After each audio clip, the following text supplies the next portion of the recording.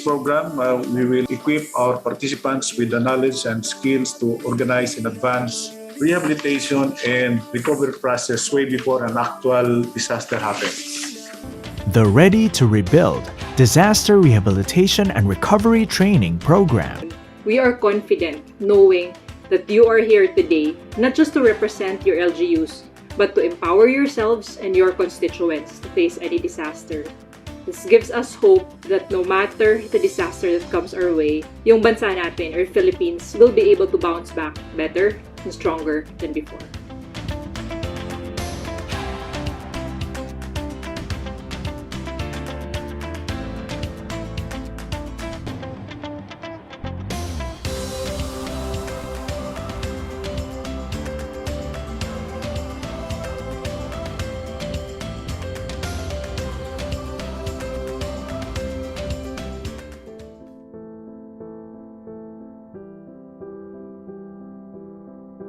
Yung COSME, yun ang umatake dito sa amin, dito sa Pangasinan. Sa infrastructure, maraming nasira, especially sa education. During that flooding in 2008, the whole town itself, hanggang sa gym, ditong gym sa tabi ng munisipyo, ay lumubog po, no? Halos lahat ng mga tindahan namin, yung market namin ay lumubog.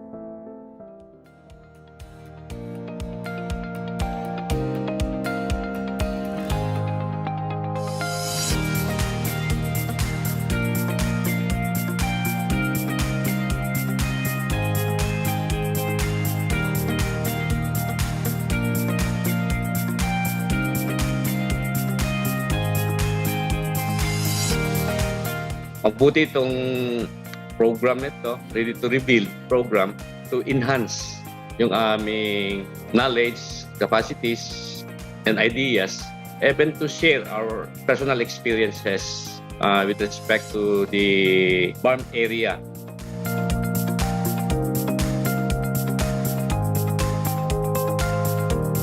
These actual activities that we have observed, the data, files, ideas, the program that have been exchanged and shared in this activity can extensively aid and drastically improve our understanding in the field of disaster rehabilitation and recovery plan. The program is very essential po to us here in BARM and exceeded my expectations po. It gave me a lot of learnings po.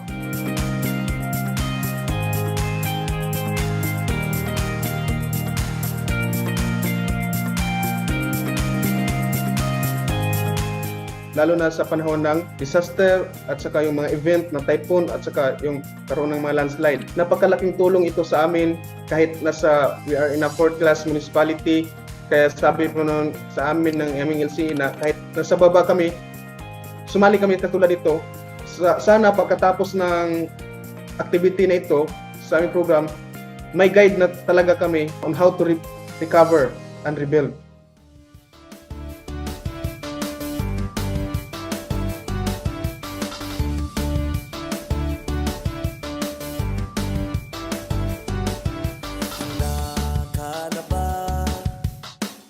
It's very helpful kasi we could hear syempre yung mga perspective ng ating mga experts doon sa ating mga outputs, and we tend to gather mga tips from them kung paano ba ma-improve yung aming mga recovery rehabilitation plans. So, my colleagues in the local government, no? Huwag natin sayangin itong pagkakataon ito, mga ganitong program, especially for this sa disaster. May paalala sa atin, may refresh sa ating isipan na ganito pala ang gagawin natin.